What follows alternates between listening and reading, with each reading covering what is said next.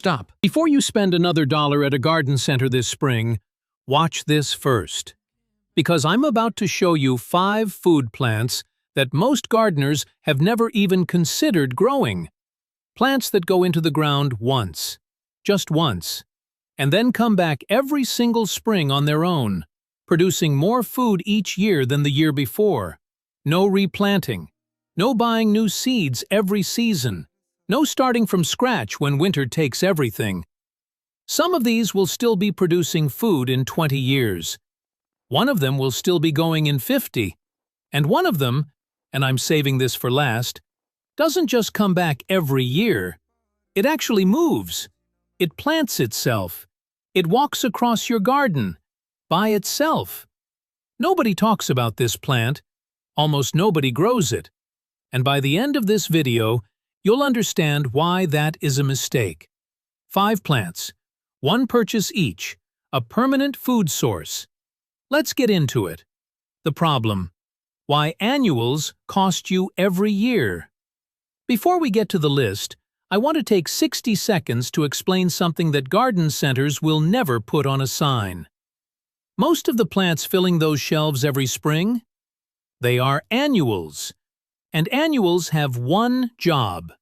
They sprout, they grow, they produce, and then they complete their entire life cycle in a single season. By November, they're gone. And next March, you're back, buying the same trays, the same seedlings, spending the same money, year after year. Now, I'm not saying annuals are bad. Tomatoes, zucchini, most salad crops, they're annuals, and there's nothing wrong with growing them. But if every single plant in your garden is an annual, you are essentially renting your garden. You never actually own anything in it. Perennial food plants work on a completely different principle. Their roots go deep, sometimes 3-4 feet into the ground. They survive winter underground. And every spring, without any intervention from you, they come back. Bigger than before, more established, more productive. The work you do in year 1 pays dividends for the next decade. Sometimes longer. That is the idea behind everything in this video. Let's start with number 5. Plant number 5. Asparagus. Plant number 5. Asparagus. And I want to be straight with you, asparagus requires patience. In year 1, you plant the crowns, those bare, spidery root bundles from any garden center for about $15 to $20, and you walk away. You do not harvest. You let the roots establish. I know, that sounds annoying. But here is what you get in return. From year 2 onward, every single spring without fail, fresh asparagus spears push up through the soil on their own. You didn't replant. You didn't do anything. They're just there, ready to harvest. And it keeps going. Year 3, bigger. Year 5, bigger still. A well-established bed can produce up to 2 pounds per plant per season. 10 crowns today, a $15 investment, producing 20 pounds of asparagus every spring for the rest of your life. Most beds produce reliably for 20 to 30 years. Some go longer. Full sun, well-drained soil. Plant at the back so the tall summer fronds don't shade everything else. And in year 1, leave it completely alone. The stronger the root system in year 1, the bigger every harvest that follows. Plant number 4. Rhubarb. Plant number 4 is rhubarb. And if asparagus is a 20-year investment, rhubarb operates on a different timescale entirely. There are documented rhubarb plants that have been in the same spot for over 50 years. 50 years! From one planting, one crown put in the ground once, by someone who may no longer even be alive, still coming up every spring, still producing. Rhubarb is one of the first plants to emerge in spring, often before anything else in the garden is awake, Before the last frost has fully cleared, those thick red stalks are already pushing up. It's actually one of the things I find most satisfying about it. When the rest of the garden looks bare and dormant, the rhubarb is already going. The stalks are tart and incredibly versatile. Pies, cobblers, jams, preserves, and syrups. Stewed with a little sugar and spooned over oatmeal or yogurt in the morning. Frozen in batches for use throughout the year. And here is the thing that surprises most people about rhubarb. It does not want your attention. It actively benefits from being left alone. Full sun, decent drainage, a mulch of compost once a year. That is genuinely the entire care routine. The more you fuss over it, the less it rewards you. Leave it alone, and it just delivers. Every time. One thing I have to tell you clearly, because it matters. Rhubarb leaves are toxic. They contain high levels of oxalic acid, and they should never be eaten. By people or animals. Only the stalks are edible. If you have children or pets in your garden, just be aware of this. It doesn't make rhubarb a dangerous plant, but it's the kind of thing you should know going in. The stalks are completely safe. The leaves are not. Plant one crown this year. Give it a sunny spot with good drainage, and come back to it every spring for the next 50 years. Plant number 3. Blueberries. Plant number 3 is blueberries. And this is the one on this list that I think excites people the most, once they actually sit down and do the math. Because blueberries don't just produce food, they compound. A 1-year-old bush gives you a small punnet, maybe enough for a bowl of oatmeal. A 3-year-old bush gives you a few pounds, enough to eat fresh and maybe freeze some. A 5-year-old bush, planted once, never moved, never fussed over, can produce 5 to 10 pounds of blueberries in a single season. At $5 to $8 a pound at the store, a mature bush is producing $50 to $80 of fruit every season, from a plant that cost you $15 3 years ago. And it doesn't stop at year 5. A healthy blueberry bush can produce for 15 to 20 years. Some varieties go longer. The value just keeps accumulating. Now, 2 things to get right with blueberries, because if you miss either of these, you'll wonder why yours never performs. First, never plant just one. Blueberries are not self-fertile in the way most fruit plants are. They need cross-pollination from a second variety to produce their best yields. Plant 2 different varieties near each other, even just in pots side by side, and the difference in fruit production is dramatic. We're talking double or triple the yield. Second, blueberries want acidic soil. They thrive at a pH of around 4 to 5. Most garden soil is more neutral than that. If you're planting in the ground, mix in acidic potting mix, something labeled for azaleas or blueberries when you plant. If you're growing in pots, and blueberries do extremely well in pots, use an acidic potting mix, labeled for azaleas or blueberries from the start. Get this right, and blueberries almost look after themselves. Get it wrong, and they'll disappoint you every year. One more thing, and this is genuinely unexpected.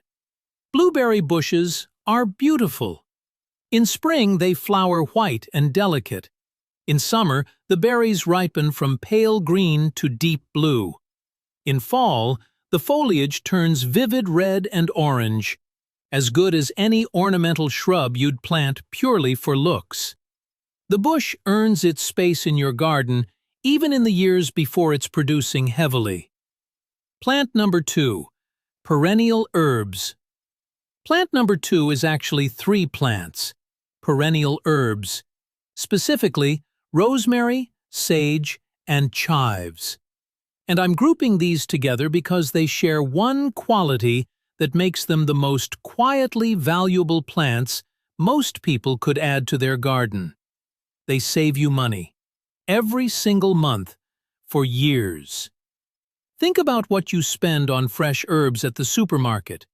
$3 for a small bunch of rosemary, $4 for sage, a couple of dollars for chives. And within a week, most of it has wilted in the fridge and you're throwing half of it away. Every single one of those bunches comes from a plant that costs the same amount to buy once. Let that sit for a second. You spend $4 on a bunch of rosemary, or you spend $4 on a rosemary plant that gives you fresh rosemary every single week for the next 10 years. Now let's talk about each one briefly, because they each have a slightly different character. Rosemary is the toughest of the three. Once it's established, and it establishes quickly, it is almost impossible to kill. Poor soil, full sun, extended dry spells. Rosemary does not care. In mild climates, it stays evergreen through winter, which means you have fresh rosemary available 12 months of the year, not just in summer, all year. A single plant bought for $4 will provide harvests for a decade or more. Sage is similarly tough, woody, drought-tolerant, and long-lived. It grows slowly, but once it's established, it asks almost nothing of you. The leaves are intensely aromatic, the plant flowers beautifully in early summer, and it will sit there quietly producing for years on end with minimal care. And chives are perhaps the most forgiving plant on this entire list.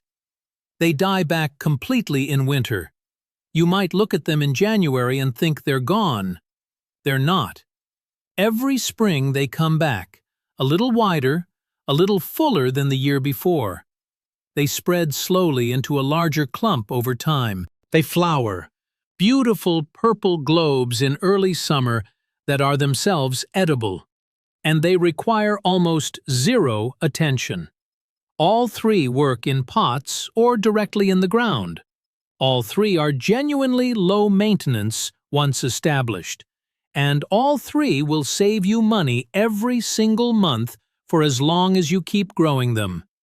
Plant number 1, Egyptian walking onion. Okay, plant number 1. I mentioned this in the very first seconds of this video.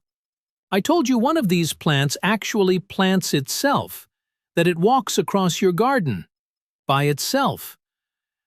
I wasn't being dramatic. This is the Egyptian walking onion. And I'll be completely honest, the first time I read about this plant, I assumed it was one of those gardening myths, the kind of thing that gets passed around online and turns out to be exaggerated. It is not exaggerated.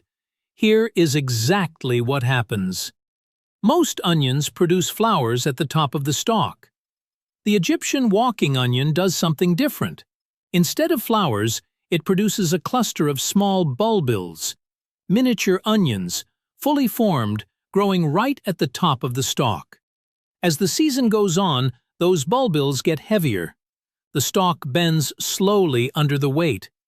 Eventually, and this is the part that seems almost deliberate, the stalk touches the ground, and the bulbils take root, right there, a few inches from the parent plant, and new plants begin to grow.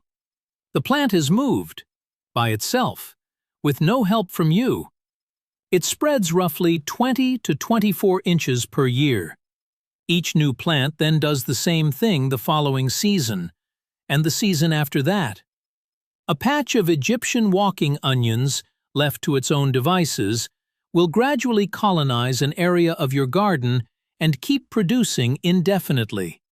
Forever. From a single planting. And the reason it deserves the number 1 spot on this list isn't just the novelty. It's that every single part of this plant is edible. The green tops in spring have a mild onion flavor, Use them exactly as you'd use chives or spring onions. The small underground bulbs are mild and slightly sweet. Use them raw in salads or cook them whole.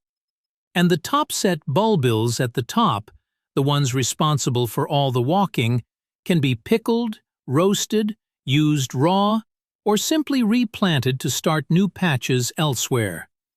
It is a 3-in-1 food plant that propagates itself in almost any soil, in almost any climate, zones 3 through 9, which covers the vast majority of North America, Europe, and beyond. And almost nobody is growing it. Not because it's difficult, not because it tastes bad, simply because most people have never heard of it. If you only take one thing from this entire video, let it be this plant. 5 plants, 5 one-time purchases. A food garden that gets better, more productive, and more valuable every single year, without you having to start from scratch. Let's go through them one more time. In 5th place, asparagus. The most patient investment in the edible garden. Plant the crowns once, skip the first harvest, and collect fresh spears every spring for the next 20 to 30 years. 4th, rhubarb. Possibly the most low-maintenance food plant in existence. 50 years from a single crown, full sun, compost once a year. Leave it alone. And remember, the stalks are edible. The leaves are not. 3rd, blueberries. The compound interest plant. Gets more productive every year, more beautiful with every season, and will still be producing long after you've forgotten what you paid for it. 2nd, rosemary, sage, and chives. The everyday earners. Fresh herbs available year-round from plants you buy once and never replace. And first, the Egyptian walking onion. The self-planting, self-spreading, 3-in-1 food plant that almost nobody knows about. Edible from root to tip. Multiplies on its own, every year, without fail. You do not need a large garden to start with any of these. 3 blueberry bushes in pots on a balcony. A small raised bed with asparagus crowns at the back. A single Egyptian walking onion in a corner somewhere.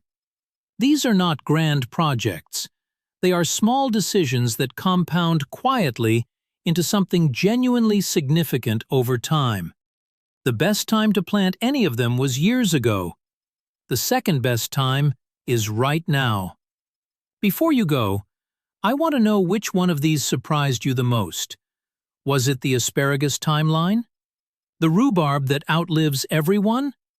Or the walking onion that you genuinely never heard of? Drop it in the comments below. I read every single one, and I reply when I can. And if you found this useful, the next video on this channel is on 7 flowering perennials that don't just come back every year, they multiply. You plant 1. 3 years later, you have 10. Completely free. That one is coming very soon.